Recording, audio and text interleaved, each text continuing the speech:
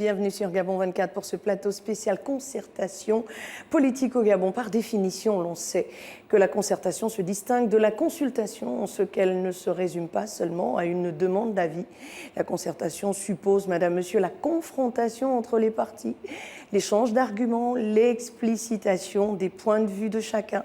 La concertation se distingue de la négociation en ce qu'elle n'aboutit pas nécessairement à une décision, mais qu'elle vise à la préparer. La concertation induit un changement de mentalité et de comportement. Ce changement de comportement découle également d'une prise de conscience des forces en présence, retenant en définitive que la concertation est le fait de se concerter. C'est une pratique qui consiste à rechercher un accord, une entente en vue d'une prise de décision ou d'un projet commun entre toutes les personnes concernées, qu'elles aient des intérêts convergents, complémentaires ou même divergents. Au Gabon, le 31 décembre 2022, Ali Bongo Ondimba a accédé à la demande de concertation émise par l'opposition. C'est donc ce 13 février que le président gabonais a lancé les travaux de ces échanges qui vont durer 10 jours. C'était en présence de la classe politique, tous bords confondus. Madame, monsieur, pour parler de ce décryptage et déjà pour envisager de lendemain meilleur par rapport à cette concertation, je reçois donc 4 personnalités, 3 pour l'instant, une 4e va nous rejoindre. Il s'agit de l'honorable Akouré Davin qui est attendu sur le plateau de Gabon 24. À côté et en face de lui, il y aura Florentin Moussavou de la majorité. Merci d'être avec nous. Merci. Voilà. Pierre Mintsa, membre de la société civile, vous êtes avec nous puisque Ali Bongo l'a dit dans son discours, dans son propos circonstanciel, eh bien, cette concertation sera élargie à la société civile dans un second temps. Merci d'être avec nous sur Gabon 24. Tout le plaisir est pour moi. Et puis mon confrère, rédacteur en chef à l'agence gabonaise de presse, il s'agit de Louis-Philippe Mbadinga. Merci d'être avec nous. Merci Laetitia. Et nous allons ensemble comprendre de quoi il s'agit. Parlant de cette concertation, je vous donne la parole en premier, Louis-Philippe Mbadinga. Dites-nous concrètement ce que l'on peut attendre de tels échanges. Et déjà, je vous annonce, messieurs, sur le plateau de Gabon 24, et nous venons de l'apprendre, la Cour constitutionnelle a rejeté le recours en annulation de l'opposition gabonaise, une décision forte, puisque le Centre gabonais des élections chargé d'administrer ces élections sur l'ensemble du territoire, et c'est une des dispositions contenues dans le Code électoral, est en train de prêter serment. Lecture. Oui, non, je veux revenir d'abord à la question de la concertation. À quoi doit-on s'attendre? Mais en réalité, il s'agit donc pour la majorité et l'opposition de reviser le processus électoral. Il faut se rappeler que les dernières élections, la présidentielle de 2016, s'est terminée, on va dire, par un contentieux qui n'a pas été, on va dire, achevé. Et donc les acteurs de l'opposition notamment réclamaient depuis longtemps un dialogue politique. Et donc le président de la République a répondu en parlant de concertation. Bon, quand on parle de concertation, c'est différent du dialogue parce que là, il y a une question de format. Un dialogue suppose généralement un échange entre deux personnes que l'on peut mettre sur le même piédestal. Et là, le président de la République s'est mis donc au-dessus des partis. Et donc, il a laissé la majorité de l'opposition discuter. Alors, il appartient donc à ces deux camps de la classe politique de pouvoir définir déjà le cadre des discussions. Et le cadre des discussions peut concerner les questions préélectorales, les questions électorales. En ce qui concerne les questions préélectorales, ils peuvent discuter déjà des questions liées à la carte d'identité qui posent beaucoup de problèmes. Ils peuvent discuter des questions liées aux listes électorales. Ensuite, il y a la question du scrutin, parce qu'en 2023, justement, cette année, il y aura 3 élections. C'est pour ça que généralement on parle des élections générales. Mais comment tenir ces 3 élections dans un contexte où déjà un certain nombre d'acteurs disent que 100 milliards pour les élections, c'est cher au moment où le Gabon parle en même temps de vie chère. Donc les acteurs politiques devront réfléchir sur le format de ces élections, voilà, et tout ce qui entoure donc le processus électoral. Et dans un second temps, cette décision de la Cour constitutionnelle, un commentaire? Oui, en réalité, la décision de la Cour constitutionnelle, j'ai envie de dire, acte, donc le processus acte l'élection donc des membres du CGE, alors que l'opposition voulait court-circuiter justement cette élection. Et on aura l'opposition sur le plateau de Gabon 24 et sera représentée par M.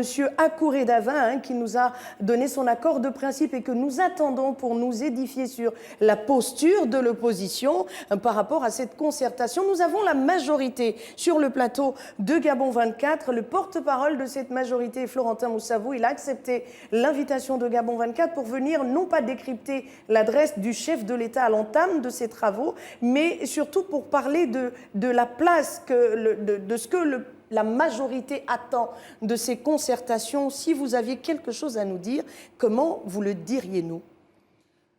Écoutez, d'abord, je vais vous remercier. J'ai été donc dans l'après-midi invité à venir ici, et en tant que citoyen de ce pays, en tant que chef de parti, membre de la majorité, en tant que porte-parole de la majorité, en tant qu'acteur politique, j'ai voulu venir pour m'adresser à vos téléspectateurs, m'adresser aux Gabonais pour leur dire que nous sommes dans une étape importante de la vie de ce pays. Le contexte est assez chahuté depuis quelque temps, mais nous avons au moins le plaisir de dire que le chef de l'État, le président de la République, chef de l'État, est dans son rôle lorsque il prend la mesure de la situation du pays à l'approche des prochaines, disons, des consultations électorales de 2023, donc l'élection présidentielle, les élections législatives, les élections locales. Il prend l'initiative d'inviter la classe politique, comme j'ai dit, il est dans son rôle, à se rencontrer. Il l'a dit dans son adresse à la nation le 31 décembre, il l'a confirmé lors des vœux, et il l'a également précisé ce matin.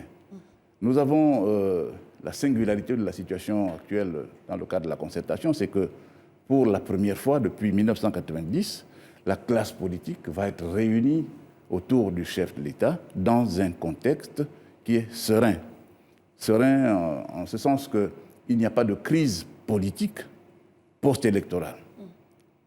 Et donc, le président, dans son rôle, estime qu'il faut faire de la prévention. Et ça, cela devait nous interpeller tous. Donc je crois que nous, au niveau de la majorité, nous nous sommes apprêtés pour répondre à l'instruction du chef de l'État. Nous nous sommes apprêtés également pour participer activement de manière à ce que notre pays retrouve la quiétude. Je l'ai souvent dit, il n'y a pas de fatalité. Ce n'est inscrit nulle part que chaque fois que l'on va voter au Gabon pour le président, pour les députés, on doit après se parer de boucliers. Parce que certains iraient dans les bureaux de vote avec des machettes, avec des couteaux, avec des fusils. Il n'y a pas de fatalité. Les Gabonais sont tout à fait en mesure de se comporter en bons citoyens, en dignes citoyens, qui savent que, ayant fait le choix de basculer en 1990, cela fait 33 ans, dans le concert démocratique, il faut accepter l'augure que les respirations démocratiques que sont les élections peuvent se dérouler tranquillement, sereinement, et qu'au lendemain des résultats, mais chacun reprend sa vie, et la vie continue. On ne peut pas, chaque fois, mettre en hypothèque la vie économique et sociale, le destin des Gabonais, parce qu'on est allé voter.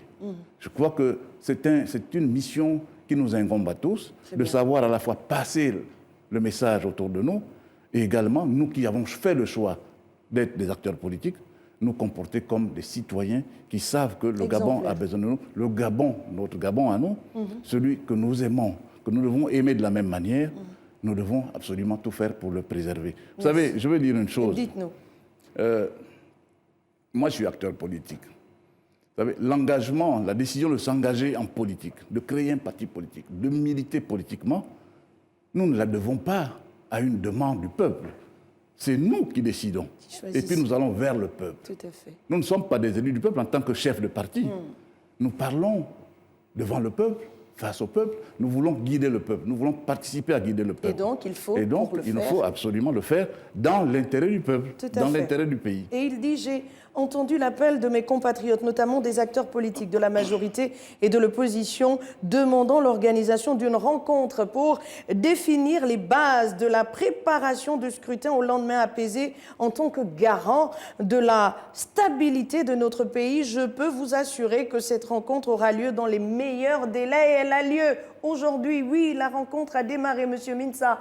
Une lecture de cette réponse positive du chef de l'État qui finalement a tenu parole et a réuni la classe politique pour qu'ensemble, elle trouve la bonne démarche pour aller vers des élections apaisées. Quelle est la lecture que vous faites, vous, société civile, qui serait invitée un peu plus tard également à vous concerter pour participer à ces échanges? Merci, Madame Laetitia, d'avoir pris l'initiative de m'inviter ici, à Gabon 24. Pour répondre à votre question, je voudrais faire un petit rappel, si vous me le permettez. S'il vous plaît. Le chef de l'État n'a jamais rompu avec le dialogue, il faut le dire.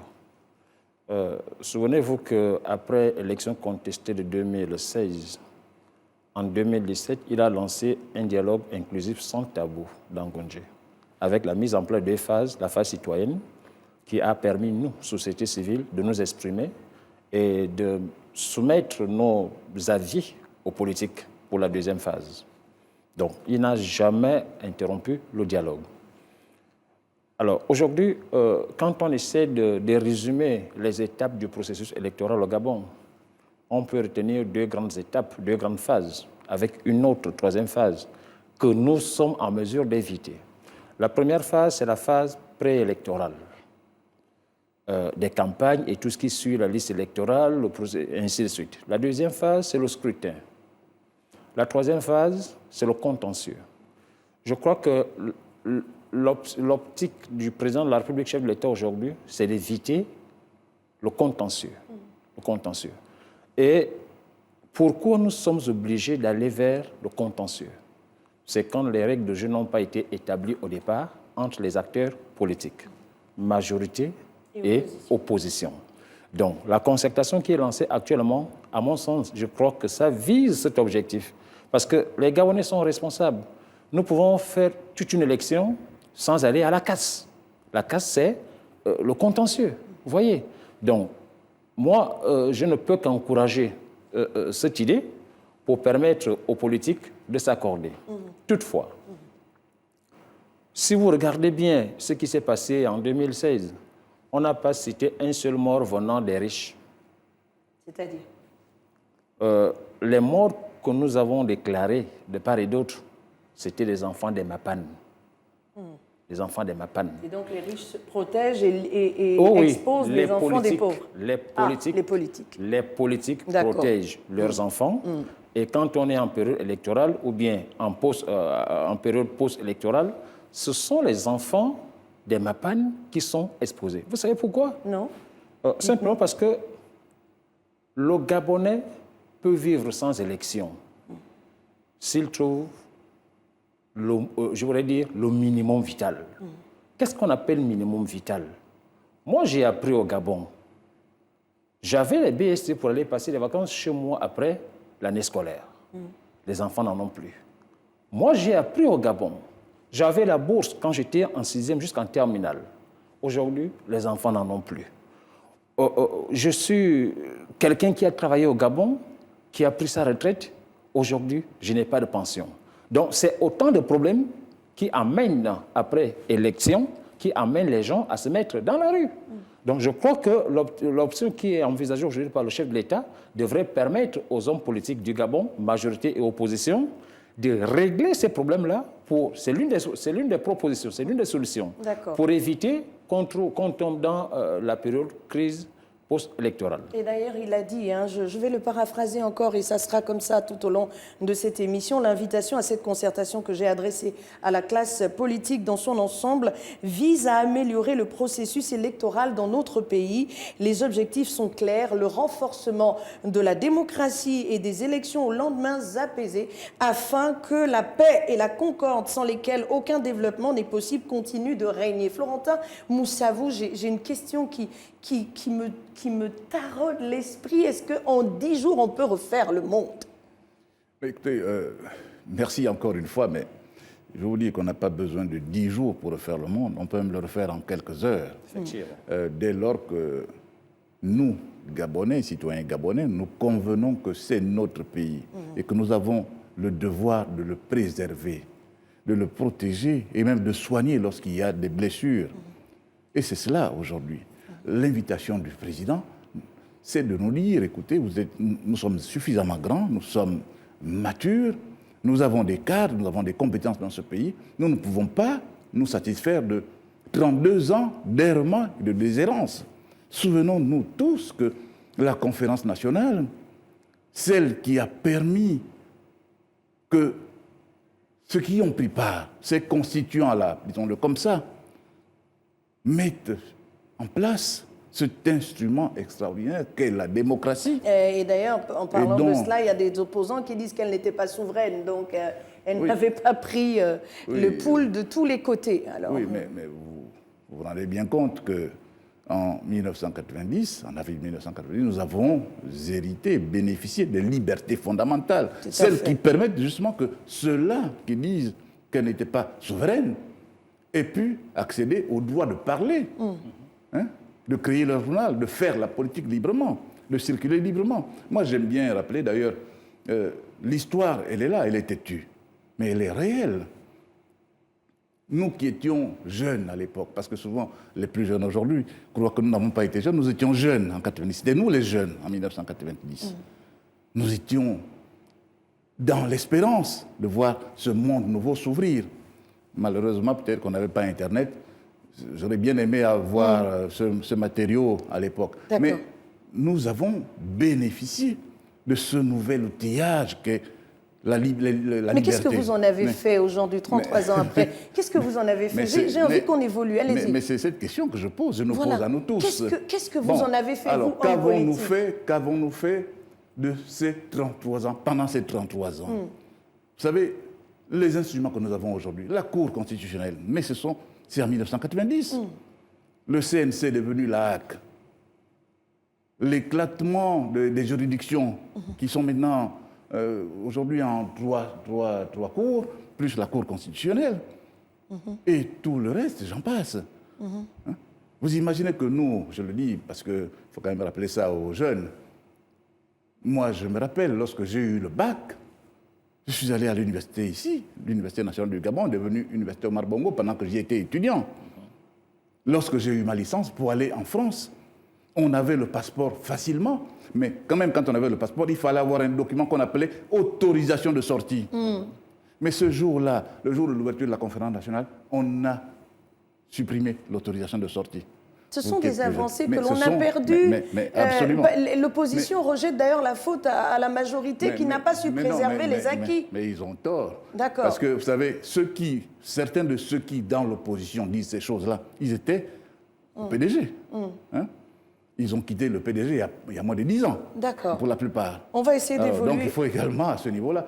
Non, je veux dire une chose, je vais dire rapidement. Oui. Le problème, c'est que dans ce pays, nous ne sommes pas très nombreux, comme on le dit souvent, mais nous avons vécu la même histoire, les mêmes histoires, mais nous n'avons pas le même récit. D'accord. Il faut que nous nous accordions sur le récit. Et c'est la divergence d'opinion. En démocratie, c'est tout normal. Non, on peut avoir des opinions divergentes, mais le récit, pour construire le pays, pour construire la République, pour façonner la démocratie, nous devons absolument faire en sorte qu'il soit sur un sillon, que tout le monde accepte et admet. Si nous racontons la même histoire, avec des versions différentes, nous n'aurons jamais le récit. D'accord. Florentin Moussavou, je vais essayer d'évoluer dans la discussion avec lui, Philippe Mbadinga. Il parle de concertation et pas de dialogue. On sait qu'à Ngonje, en 2017, les acteurs politiques se sont réunis. Oui. Ils ont permis sorties alignées de jolies recommandations qui n'ont pour certaines, pas porter du fruit. Je n'ai pas envie d'être mauvaise langue en disant qu'il y a certains de l'opposition qui disent que rien n'est sorti des accords d'Angonje.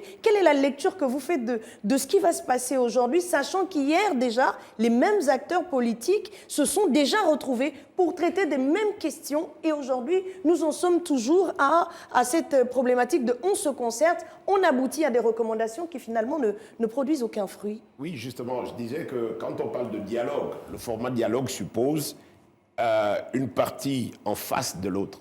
Or, quand on parle de concertation, on est dans une logique où on doit s'entendre au-delà donc pour avoir un consensus. Voilà, au-delà donc de la fracture majorité-opposition. Il faut se concerter, donc trouver un terrain d'entente. Pour revenir donc au dialogue d'Angonje, je pense que ce n'est pas honnête de dire que rien n'en est sorti, car les élections à 2 tours, le retour aux élections à 2 tours sortent bien de ce dialogue d'Angonje, justement. Voilà, et donc, pour revenir à ce qui se fait actuellement, il appartient donc à la majorité ou l'opposition de discuter sur les questions qui fâchent.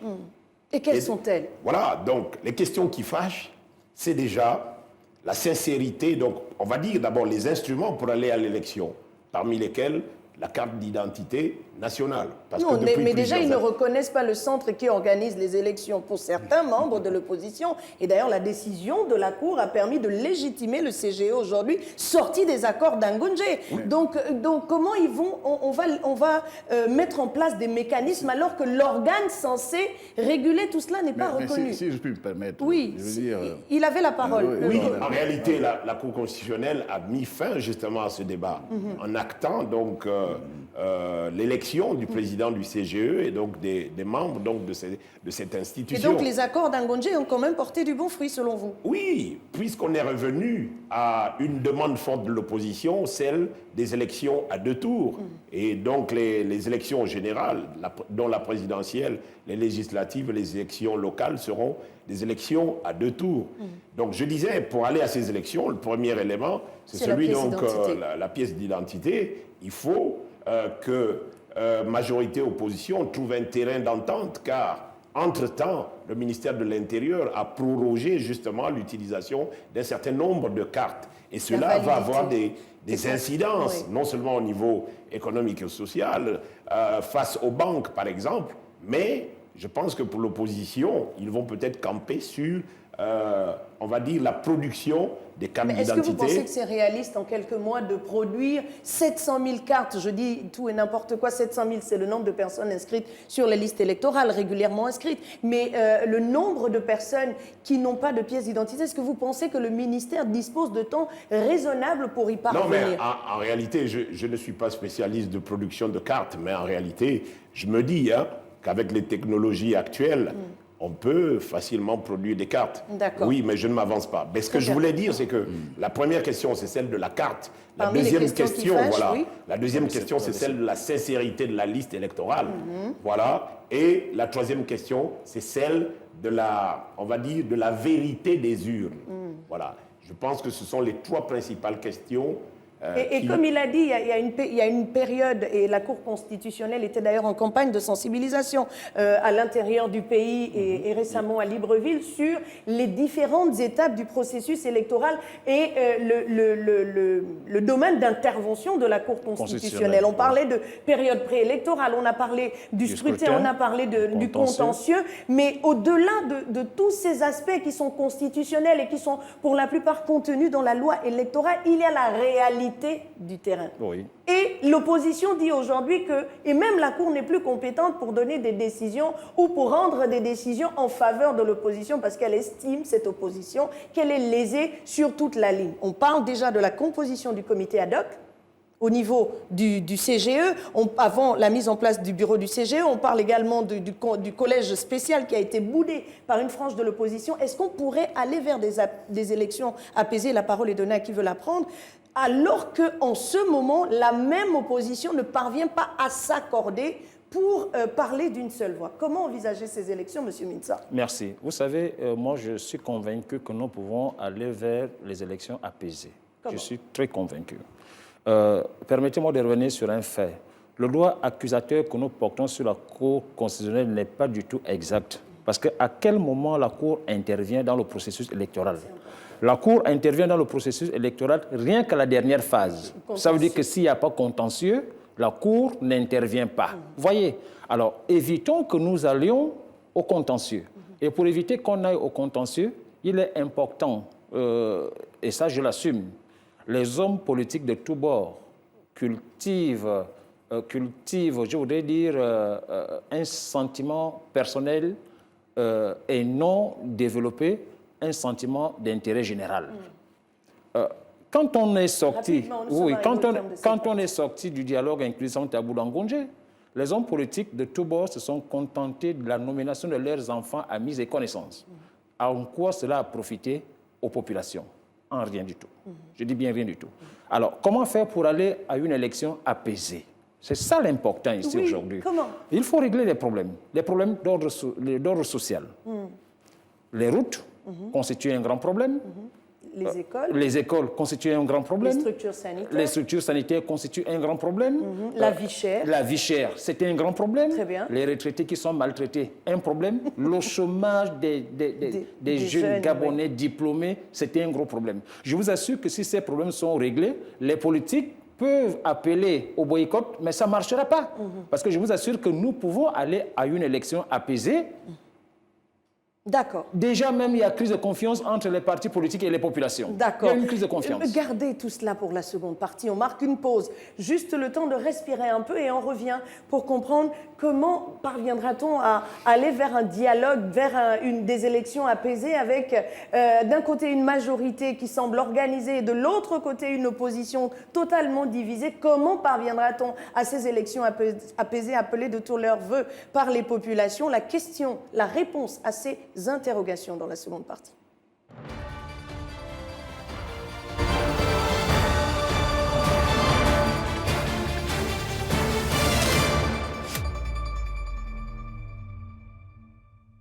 Concertation politique au Gabon, suite et fin de cette seconde partie avec nos invités. Nous attendons toujours sur le plateau de Gabon 24 l'honorable Akouré Davin qui nous a donné son accord de principe pour participer à ce plateau spécial en compagnie de Florentin Moussavou, porte-parole de la majorité, de Pierre Mintsa, membre de la société civile, Louis-Philippe Badinga qui est rédacteur en chef à l'agence gabonaise de presse. Messieurs, nous étions sur comment parvenir à des élections apaisées alors que on voit bien des dissensions au sein de l'opposition, on voit bien que la majorité est organisée à sa façon, on voit bien que la société civile continue de décrier un certain nombre de faits de société qui sont donc l'apanage de beaucoup de compatriotes, notamment la vie chère, il y en a qui s'en plaignent, la démocratie qui balbutie selon certains opposants parce que le président de la République a décidé de façon unilatérale d'organiser cette concertation et pas le dialogue. Alors, vous aviez la parole, mais je vais la récupérer, le temps de la remettre à Louis-Philippe. Nous en sommes au 13. C'est une date que l'histoire retiendra. 13 février 2023, date à laquelle les travaux ont débuté. Mais l'opposition et la majorité, d'ailleurs, ils ont 24 heures, 48 heures pour remettre des listes d'une trentaine de personnes chacune. Donc, chacune des parties. Est-ce que vous pensez qu'on y arrivera à l'heure où, même pour la composition du Centre gabonais des élections, nous avons rencontré beaucoup de problèmes et le ministère de l'Intérieur avait reçu jusqu'à une quinzaine de listes. Comment pensez-vous que l'on y parviendra pour mettre sur pied cette équipe qui ira se concerter en vue d'élections apaisées? Non, mais l'idéal, c'est que l'opposition fasse mieux que ce qu'elle a eu à faire avec donc, la composition du CGE. C'est ça l'idéal. Maintenant, je pense que ce sont de personnes sérieuses qui composent l'opposition et je ne doute pas qu'elles pourraient fournir donc leur liste des participants à cette concertation parce qu'il faut le dire, même les plus réticents ont dit leur volonté de participer à cette concertation. On a vu par exemple le RPM d'Alexandre Barraud-Chambrier qui a dit sa réticence, mais qui a dit sa volonté de participer donc à cette concertation. Mais je pense que l'essentiel aussi, c'est surtout les points sur lesquels il faut discuter, parce que au-delà donc de ce qui a été dit ici, il y a aussi les faits. Le rappel historique, c'est que le processus électoral au Gabon s'est amélioré parce qu'il y a eu, j'ai envie de dire, élection après élection, un certain nombre de rencontres entre la majorité et l'opposition, même si on peut regretter qu'au lendemain des accords de Paris, la concertation de Paris s'est suivie, j'ai envie de dire, d'un détricotage donc, de tout ce qui avait été scellé en 1900, donc au sorti de la conférence nationale. 90. Mais par la suite, il y a eu les accords d'Arambo qui ont permis des avancées intéressantes, notamment concernant donc, le procès verbal qui est délivré justement au terme de l'élection. Et donc, quand on arrive à la question qui fâche et celle qui amène les gens dans la rue concernant donc la vérité des urnes, c'est sûr justement, j'ai envie de dire, l'établissement de ce procès verbal. Parce qu'il faut se souvenir que concernant l'élection de 2016, la proclamation des élections dans la plupart des provinces a été sans embâche. Le gros problème, c'était la proclamation de l'élection dans la province du Haut-Ogooué. Dans un bureau de vote, il y a majorité, opposition et les représentants, des candidats. Alors, comment c'est possible? Justement, c'est tout le problème. Est-ce que les opposants ont été sincères dans leur présence en ce qui concerne donc l'élection dans le Haut-Ogooué? Parce qu'en réalité, même lors du contentieux électoral, l'opposition n'a pas été capable de fournir des procès-verbaux dans... Mais parce qu'ils n'existaient pas, excusez-moi. Non, je ne veux pas tirer de conclusion. Mais pas... peut-être que les personnes qui ont été commises également... n'ont pas joué leur rôle. Pour l'opposition dans la province du Haut-Ogooué, n'ont pas joué le rôle qu'ils devraient jouer. Et Ali Bongo, par exemple, pour coller à l'actualité, il parle de ramener le mandat.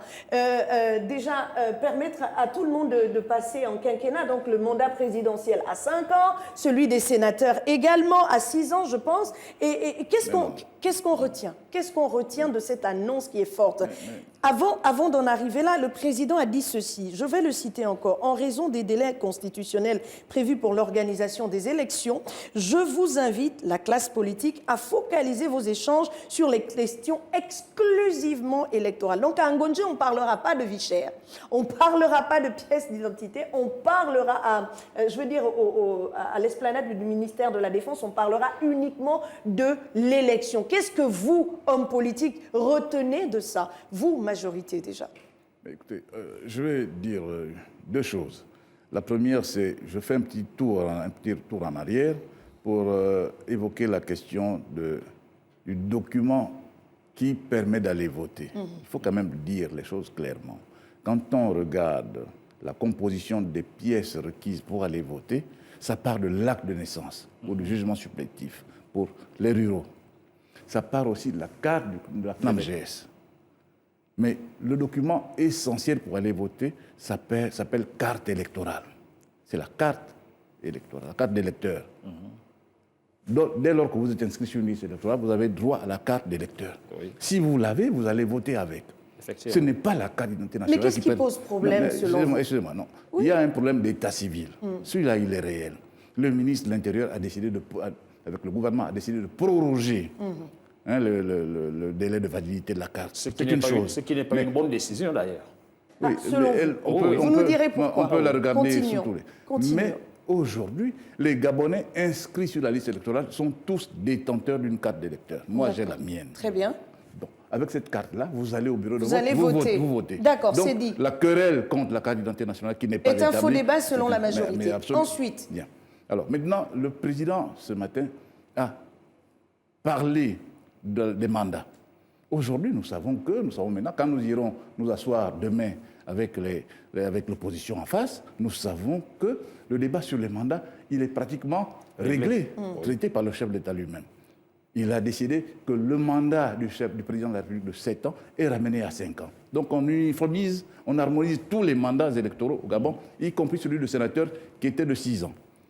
De telle manière qu'il soit harmonisé avec celui des conseillers locaux qui votent les sénateurs. C'était quand même, c'est vrai, c'était assez embêtant pendant plusieurs années de voir que les conseillers municipaux et départementaux qui votent les sénateurs vont aux élections pendant que les sénateurs qu'ils ont élus sont encore en exercice. Voilà. Tout à fait. Et je crois que là, à ce niveau, il y a des avancées et ça nous permet d'aller dans cette concertation en ayant déjà au moins un point qui est presque évacué. Maintenant, pour le reste, les questions électorales, Mais on va en parler. Il faut que nous en parlions. Parce que ce à quoi servent les élections, comme je l'ai dit tout à l'heure, les élections sont un moment de respiration démocratique. Il n'y a pas de démocratie sans élection. C'est parce qu'il y a les élections que nous pouvons dire nous sommes dans un environnement démocratique. Les candidats, les partis politiques se mesurent entre eux à la faveur des élections. Et lorsqu'il y a élection, on élit de nouveaux citoyens qui prennent des mandats et qui vont siéger à l'Assemblée, au Sénat et dans les conseils locaux. C'est cela.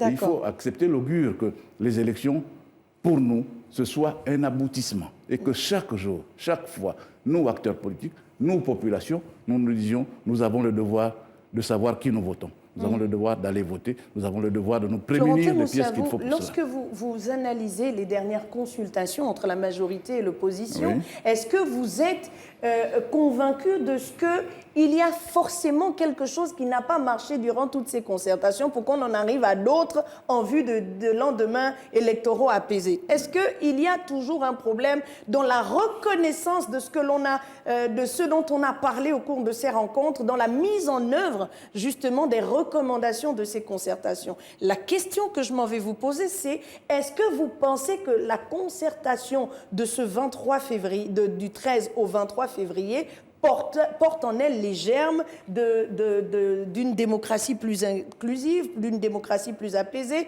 et de lendemains électoraux meilleurs, on va dire comme ça? Je crois que ce que m'invite à dire cette concertation qui va s'ouvrir, c'est que précisément, nous avons une occasion supplémentaire, additionnelle, pour nous dire que nous avons un bilan à faire de 32 ans pendant lesquels nous n'avons pas été capables d'asseoir la démocratie, d'accepter que la démocratie, c'est un certain nombre d'exigences. Nous avons donc le devoir aujourd'hui, en allant ensemble, en nous joignant les uns les autres dans l'effort de construction du pays, de bâtir quelque chose qui va faire que nous ayons peut-être moins honte d'être Gabonais quand nous sortons des élections. Il n'est pas normal que les élections soient l'occasion de nous chamailler, de nous entretuer.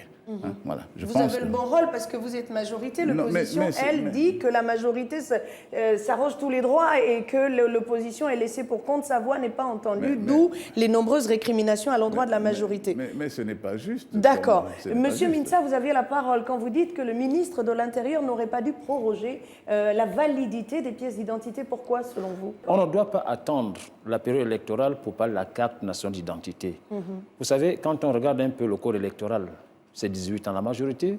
Le code civil, c'est 21 ans ou 22 ans. Dès lors que vous avez vos 18 ans, obligatoirement, l'administration en charge de l'établissement de la pièce d'identité, à travers la demande que vous faites, doit être en mesure. Encore faut-il que la demande soit faite. S'il vous plaît, on n'est pas dans un débat de est-ce que le ministère n'aurait pas dû faire. Non, on est en période électorale. Non, je dis c'est la carte électorale. C'est même pas une question qui doit se poser actuellement. Voilà, mais il a réglé la question en disant ça, c'est pas que... réglé. Il y aura des conséquences au niveau des banques et autres. D'accord. L'essentiel, c'est que les Gabonais puissent avoir leurs pièces d'identité nationale, les cartes d'identité nationales. Qu'est-ce qui manque au gouvernement pour que les pièces d'identité ne soient pas établies? Mais attendez, mais ça, ce n'est pas... Vous savez combien de cartes de séjour sont fabriquées au CEDOC chaque jour? Monsieur Mintsa, Monsieur Florentin Moussa, vous avez la réponse, dites-nous. Non, je n'ai pas la réponse en tant que telle. Mais vous voulez répondre? Mais oui. Allez-y. Je veux dire qu'on ne peut pas dire que le gouvernement est incompétent à faire ce travail-là. Dans ce cas, c'est la mauvaise foi. Je ne pense pas. Je crois qu'en fait, nous sommes dans un système où, vous savez, nous avons depuis plusieurs années la question de l'état civil. Il faut la régler, cette question de l'état civil. Vous savez-vous, il y a des femmes qui accouchent à Libreville dont on n'arrive pas à établir les actes de naissance. La faute à qui? Mais justement, non, c'est un problème de notre société qui est on va ainsi. On va il faut essayer absolument trouver d'évoluer. des Le solutions. débat n'est pas tant sur la pièce d'identité. On l'a déjà dépassé puisqu'il y a une décision gouvernementale qui proroge la validité des pièces actuelles. Mais on revient à ça. Et les opposants, M. Florentin Moussa, vous et la parole, je vais vous la donner également à vous, Louis-Philippe Badiga. Les opposants réclament que les procès-verbaux des différents bureaux de vote soient filmés pour que personne ne tripatouille, ne change, etc. Vous avez la parole, messieurs, qui veut la prendre? Allez-y. Merci. Vous savez, la seule preuve aujourd'hui, quand on parle au vote, c'est le procès-verbal. Et quand on regarde un peu la composition d'un bureau de vote, il y a les acteurs de tous bords. C'est ça. En dehors Donc, des c'est un acteurs, faux débat. Oui, c'est un faux débat. Et quand on parle des acteurs de tous bords, vous avez même les représentants des candidats qui, après chaque scrutin, doivent avoir déjà les procès-verbaux qu'ils doivent faire parvenir à leur chef. Vous voyez? Donc, pour moi, la question, c'est un faux débat pour moi. D'accord, mais pourquoi pensez-vous que ces personnes vont alimenter la population, vont alimenter des débats stériles? Je pense que le journaliste qui est votre confrère ici a dit la vérité, la sincérité des urnes, et moi j'ajouterai la sincérité des hommes politiques.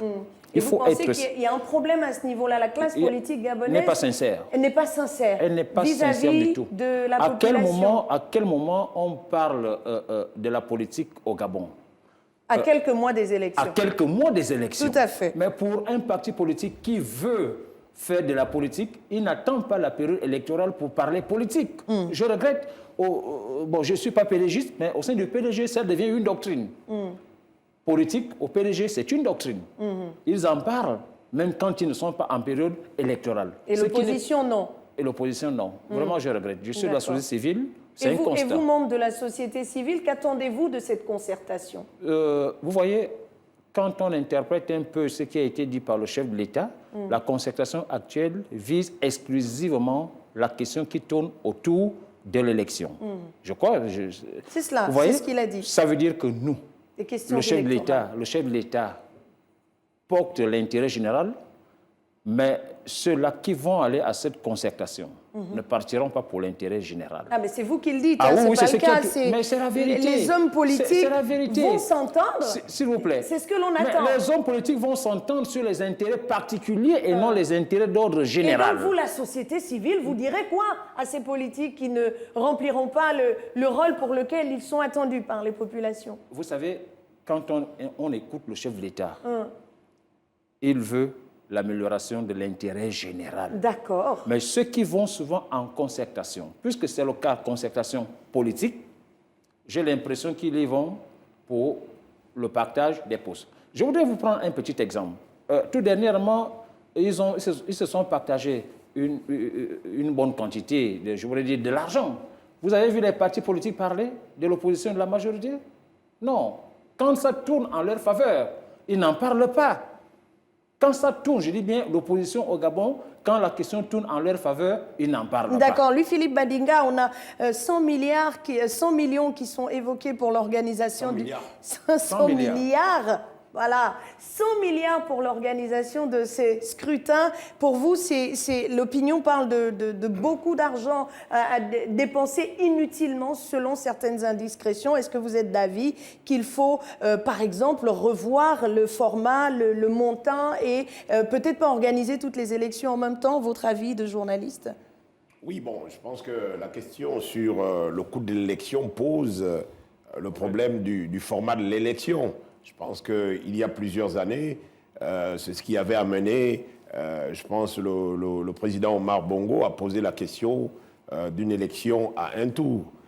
L'élection à un tour a été expérimentée, cela a été boudé. Le président Ali Bongo, après les accords d'Angondje, a décidé de ramener le format de 2 tours. En ce qui concerne les élections à venir, nous avons 3 élections. Donc, il serait intéressant que majorité et l'opposition réfléchissent sur ce format parce que généralement, dans les pays où on parle d'élections générales, on a la présidentielle, les législatives et les élections locales qui se déroulent en même temps. Étant donné qu'il s'agit en réalité d'un même collège électoral, donc la liste électorale, on peut imaginer qu'on vote en même temps pour le président, pour la liste des locales et pour le député. À ce moment, on aura fait beaucoup d'économies. Parce qu'en réalité, quand on parle de 100 milliards, c'est pour des élections qui vont se tenir sur des périodes différentes, dont la présidentielle en août, et puis en septembre. Voilà, les locales. Voilà, les locales et les législatives ont lieu déjà en même temps, vu qu'en 2018, on a expérimenté la double élection. Donc, en réalité, les acteurs politiques doivent réfléchir également sur cette possibilité. Mais est-ce que vous pensez que le Centre gabonais des élections, le seul organe compétent pour organiser ces scrutins, aura suffisamment de temps pour que ces scrutins puissent se passer en une seule fois? Mais non, mais en réalité, on l'a déjà vu. On l'a déjà expérimenté. Après la concertation politique, le gouvernement peut constater le cas de force majeure, c'est-à-dire la difficulté, si les finances ne sont pas réunies, d'organiser les élections prévues par exemple en août, de les organiser en août, mais on peut décider de tenir une seule fois les élections où on vote en même temps le président, on vote le député et on vote la liste des conseillers Florentin municipaux. Moussavou, est-ce que c'est possible? Mais écoutez, moi, je suis un légaliste. Je suis un acteur politique, naturellement. Je veux dire que la doctrine au niveau de la majorité, c'est que nous respectons la Constitution. Le calendrier électoral, le rythme des élections est inscrit dans la Constitution. Nous savons. Oui, d'accord, vous respectez, mais est-ce que vous vous rendez compte de ce que tout cet argent à quoi peut servir tout cet argent qui sera mobilisé pour 100 milliards. 100 milliards pour des élections, alors qu'il y a autant d'écoles à construire, autant de centres de santé, etc. Je voudrais m'interdire d'aborder ces questions-là parce que je ne suis pas assez doué et cultivé sur les questions budgétaires et financières. Mais je crois que ça tient aussi parfois du fantasme. On annonce des chiffres comme cela et on les Et à la majorité, on vous ne les savez répand. pas combien vont coûter ces élections? Moi, en tout cas, c'est pas du fantasme, c'est sur la place publique. Maintenant, à supposer que cela soit vrai, Oui. vous imaginez un peu ce que ça représente. Ça fait 7 ans le mandat du chef d'État. On arrive à la 7e année. On est en train de préparer cela avec toute la demande qui alimente en fait l'organisation des élections, la liste électorale, le fichier électoral, le recensement, et tout cela coûte de l'argent. Un coût. Voilà, un coût. Alors maintenant, si les financiers, ceux qui savent faire ces choses-là, estiment que c'est 100 milliards, on ne peut même pas. Est-ce qu'on peut savoir ce que ça coûtait en 2016? Moi, je n'en sais rien, ou en 2018. Alors, les élections, je veux juste dire que Jacques Chirac disait en 1990 que la démocratie est un luxe que les pays africains auront du mal à voilà. Et donc, nous avons les institutions. Savez-vous, il n'y a pas que les élections en tant que telles, le moment où l'on se trouve dans les isoloirs, dans les bureaux de vote. Il y a tout ce qui précède les élections, y compris les institutions qui régulent la démocratie. Voyez-vous, le CGE, on vient d'organiser l'élection, mais ça a un coût. Le CND, la Cour constitutionnelle et tout ça. Vous voyez, tous les séminaires qu'organise la Cour constitutionnelle, mais ça a un coût tout cela. Donc les élections, c'est un ensemble, mais c'est un moment utile. Sans ces moments-là, la démocratie ne peut pas s'alimenter, ne peut pas vivre. On a entendu récemment des hommes d'église hausser le ton devant un certain nombre d'irrégularités constatées par eux. Nous ne sommes pas les traducteurs fidèles de leur message, mais nous retenons quand même qu'ils ont donné de la voix. Et au-delà de cela, on a également remarqué un certain nombre de l'opposition qui a boudé ces rencontres. Alors, parviendra-t-on au consensus tant souhaité ou l'on partira encore se concerter et puis au finish, on se retrouvera devant un statu quo qui ne permettra pas d'organiser ces élections? Monsieur Mintsa, vous avez la parole. Merci. Permettez-moi de revenir un peu sur la loi des finances 2023. Rapidement, parce qu'on n'a plus de temps. Il est bien marqué dans cette loi des finances, et je sais que c'est prévisionnel, 100 milliards pour l'élection. Et il y a même encore d'autres milliards qui sont prévus pour le contentieux. Alors, moi, je pense qu'on peut ne pas avoir besoin de ces 100 milliards. Parce que 100 milliards, ce n'est pas 100 000 francs. Tout à fait. 100 milliards, on peut améliorer la situation des retraités qui ne coûtent qu'environ 35 milliards. Je le dis en toute honnêteté. Donc ceux-là qui se préparent à aller aux élections, je crois que ce sera du gaspillage financier d'utiliser les 100 milliards pour le processus électoral. Rien que pour le processus électoral, alors que les Gabonais vivent tous dans la précarité. Que vous soyez jeunes étudiants, tous, je dis bien tous, parce que dans les 100%, il n'y a qu'environ 15% qui ont un peu plus de revenus pour atteindre les 2 mois. Au Gabon, vous trouverez encore des gens aujourd'hui qui travaillent pendant 15 mois qui sont sans salaire. Vous voyez, vous avez encore des gens qui sont payés en deçà de 150 000, conformément au revenu minimum mensuel qui avait été une décision très courageuse du chef de l'État. Donc c'est autant de problèmes. Vous trouverez encore aujourd'hui les jeunes filles qui n'arrivent pas, les jeunes filles mères qui n'arrivent pas à satisfaire leurs besoins primaires. Avec 100 Et milliards... là, vous interpellez la classe politique Mais pour qu'elle en tienne compte. donc, plutôt que d'aller parler exclusivement des problèmes qui ne tournent qu'autour du partage des postes dans la concertation politique qui a commencé aujourd'hui, il est important que ces hommes politiques essaye de s'imprégner de la réalité. Mais vous des populations. aurez avec le gouvernement, après donc l'annonce de la date, un moment pour parler à ces hommes politiques, pour leur dire, vous, société civile, quelles sont les attentes des populations vis-à-vis de ces élections, de cette concertation, puisque la concertation sera élargie. Madame Laetitia, ceux qui vont à la concertation politique sont des chefs des partis politiques. Oui, mais la concertation sera élargie à la société civile. Et quand on dit chef d'un parti politique, ça suppose que dans votre parti politique, vous avez des adhérents. Et si vous avez des adhérents, ces adhérents peuvent être soit des retraités maltraités, soit, oui, je le dis, soit des retraités maltraités, soit des jeunes Gabonais diplômés sans emploi. Donc, si on a le souci de ces personnes-là, on doit être en mesure d'évoquer tous ces problèmes. Donc, notamment la réduction du montant alloué aux élections prévues. Madame, je crois qu'il faut peut-être... Mais ce débat tire à la fin, je vois ça là. Bon. Et la question qui était au centre de nos échanges ici n'a été évoquée que de manière un peu subrétiste. C'est très bien que notre compatriote traite des questions de la société civile. Encore qu'au Gabon, on ne sait même pas comment on peut segmenter qui est société civile qui ne l'est pas. Alors, nous sommes tous en tant que citoyens... Rapidement. Voilà, nous sommes en tant que citoyens engagés quelque part. Ceux qui se réclament de cette société civile votent. Ils doivent voter d'ailleurs. Donc, alors, nous traitons ici des questions parce que sans lesquelles l'économie et le social ne peuvent se réaliser. D'accord, votre mot de la fin, puisque nous sommes arrivés. Oui, comment parvenir à ces élections apaisées? Qu'attendez-vous, vous, majorité de la concertation, pour parvenir à des élections apaisées? Mais là, c'est déjà en tant que citoyen, je veux dire que l'appel du président a été entendu. Et je me réjouis, j'étais dans la salle ce matin, il y avait pratiquement tout le monde, tous les partis politiques étaient présents, à l'exception de quelques têtes qu'on n'a pas vues. Ça veut dire que tout le monde a compris l'intérêt de se retrouver, de se parler. Les Gabonais doivent se parler. Nous parlons du Gabon, nous voulons un Gabon qui fonctionne bien, nous voulons un Gabon qui préserve les intérêts du peuple pour l'avenir de ce pays. Très bien. Louis-Philippe Badinga, votre mot de fin. Oui, je pense que l'essentiel à la fin de cette concertation, c'est l'intérêt général. Et dans cet intérêt général, il y a ce qu'on appelle les lendemains apaisés. En fait, il faut éviter qu'à la fin de chaque processus électoral, des Gabonais meurent. C'est ça aussi. Donc, face à cette situation, on ne doit pas faire dans le fétichisme des dates, parce qu'en réalité, même la Constitution, elle est écrite au nom du peuple gabonais. Et nous nous souvenons que dans les différentes concertations qui ont eu cours, il est arrivé des moments où, après concertation de la classe politique, les députés prennent, donc le gouvernement et les députés prennent des lois et qui figurent dans le corpus donc, électoral.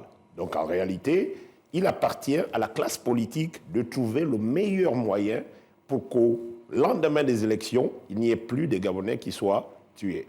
Merci. Monsieur Mintsa, on referme rapidement. L'appel du chef de l'État a été entendu. La politique, c'est l'affaire de tout le monde et tout le monde devrait en faire. Donc, ce qui est attendu par la société civile, c'est simplement l'amélioration des conditions de vie et de travail. Que les politiques qui sont chargés de la gestion de la chose publique en prennent compte. Nous avons donc attendu l'honorable Davin Akouré, député des démocrates, qui n'est pas venu sur le plateau. Malheureusement, c'était la personne de l'opposition que nous avions invité pour participer à ces échanges.